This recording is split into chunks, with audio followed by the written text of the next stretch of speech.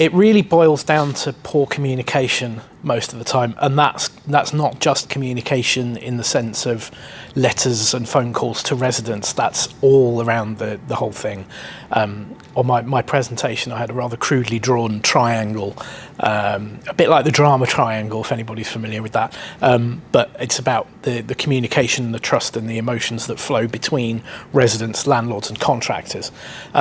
So the communication needs to go in both directions between all three, and where it breaks down, that's where the failures occur. So landlords to residents, that they may not have given a resident enough notice of a repair visit. They might not give them enough notice that something's changed, and that they need to reschedule.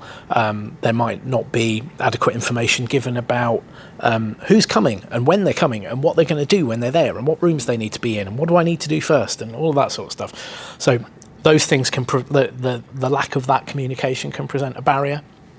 Going the other way, obviously, if a resident, you don't know what you don't know, so the landlord has to ask the right questions. The resident has to sort of be able to tell the landlord when something's gone wrong. Those lines of communication need to be open. Landlords need to be communicating with their contractors properly, about their expectations, about what they're expected to behave, how they're expected to behave, that sort of thing. So that there has to be that open communication, and where there isn't, that's where things go wrong and complaints arise. That communication then needs to follow into complaint handling. There needs to be openness and accountability. You need to cop to things when you've got them wrong.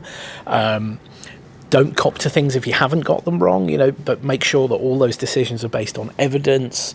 And being fair, being transparent, being accountable, while being open and honest and communicating.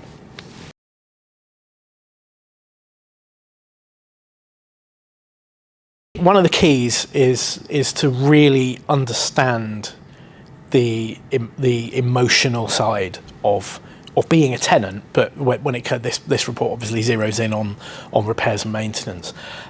We've talked about human-centric service provision in previous reports.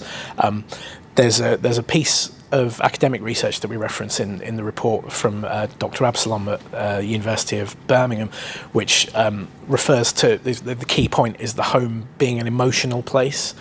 It goes back to that hierarchy of need kind of thing, where if the bricks and mortar aren't fit for purpose, then everything else in your life might fall apart.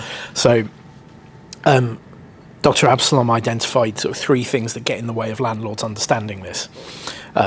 One is their attitude, or the prevailing attitude towards social housing residents. There is a great deal of stigma, despite everybody's best efforts to counteract it. There is a drift sometimes in social housing provision between the core value of social housing, which is helping people who need a home, and the sort of the business of it. And if those two aren't aligned, then that gets in the way of understanding the human side of things. And then there's the resident involvement, or the lack thereof of meaningful, useful resident involvement. So I think the key, I would not to completely hijack that research, because there's plenty of other things that go on there, but a lot of our recommendations hang on those sort of things. So make sure your residents are involved in a strategic way. When it comes to procuring repairs and maintenance services, think very clearly about the experience of being a resident and having these repairs, having things go wrong in the home. Understand what that feels like.